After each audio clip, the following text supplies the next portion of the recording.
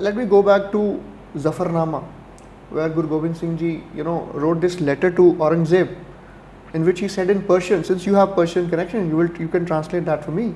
Chu kar uzhama har heel darguzusht, halal ust bardan ba shamshir dast. It's like when all of the means have perished, sometimes you might as well have to wield the sword, is it? Yeah. And let me take the conversation a little further, as we were discussing before the podcast also, about making Gurudwaras as the centers of learning. Now, at that time, there was injustice. We needed a literal sword. We needed a sword to end kill the, perpetrators of violence. But now, there is an, injustice and violence of ignorance. Ignorance to khatam karne vaste, don't we need an intellectual revolution? Cannot Gurudwaras become the centers of Renaissance? You have made an excellent point. We need an intellectual revolution. We don't need no sword because we got the Lord. And now we Wow, what a statement.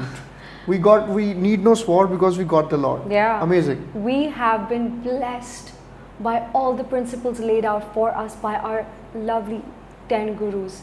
And what do? We take that forward. How do we take that forward? With education. I think when it comes to doing seva, it is, yes, you said, in the form of langar, but also it should be in the form of education. We need to empower our people because we have a lot of blood, we have a lot of fire in our eyes, in our bellies, and we want to make something of our lives.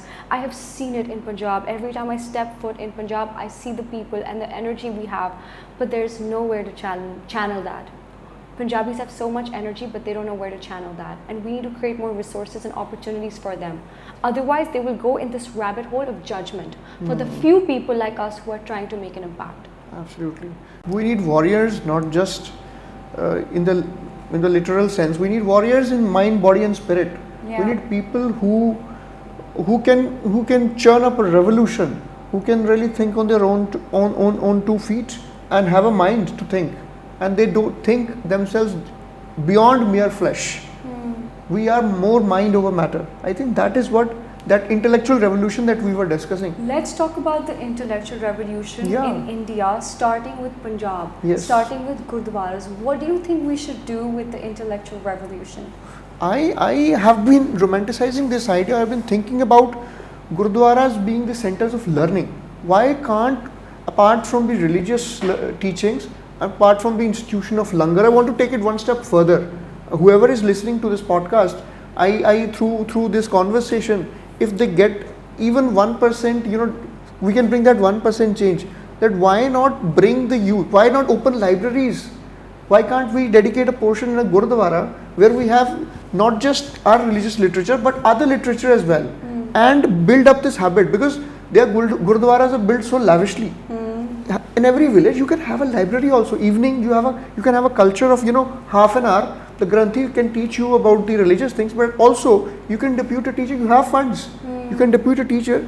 He teach you, or maybe you can rope in leaders. Leaders from different walks of life. We can organize events. Such things can be created. That thing needs to be, because any community or any society, if it has to progress, it needs to have that intellectual revolution. The Renaissance Europe में आया था dark ages के बाद, हमारा कब आएगा? What do you think? I think we need our own renaissance, and I think that starting with Gurudwaras is the right move, where people can donate and have a separate section attached or behind every Gurudwara where there's a library. Because ਸਾਡੇ ਗੁਰੂਆਂ ਆਈ ਕਹਿੰਦੇ ਸੀ ਨਾ, ਗੁਰੂ ਕਿਹਨੂੰ ਕਹਿੰਦੇ ਆਪਾਂ, who teach us, right? Teachers. And the best thing we can do for our community is to make education and learning more accessible. Maybe we can start off with volunteers who speak languages like I do, and start translating some of those texts into Punjabi, so that people who don't speak English, which is definitely not a determining factor for education, you don't have to speak English to be educated. You can be a PhD student in Punjabi, and I will give you equal respect as much as I would give to a second grader, because everyone deserves respect, everyone deserves access to education, and I think that's the only way moving forward. Then we will see more people thriving and having more healthy friendships, relationships in society, being more civil. And one example I want to give is Japan.